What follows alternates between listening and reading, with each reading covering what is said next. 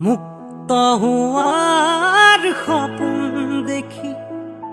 পশু হোৱাত কিমান বাকী জীৱন দিয়াৰ ক্ষমতানো কাৰ জীৱন লোৱাৰ ক্ষমতা পাৰ জন্ম লোৱাৰ অৰ্থ বিশাল অৰ্থ নৰল হল মহাকাল শিশুৰ মুখৰ হাঁহি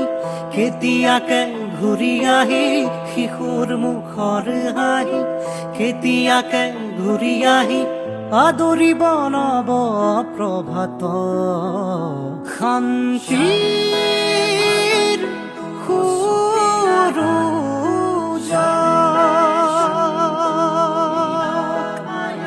মুকুতি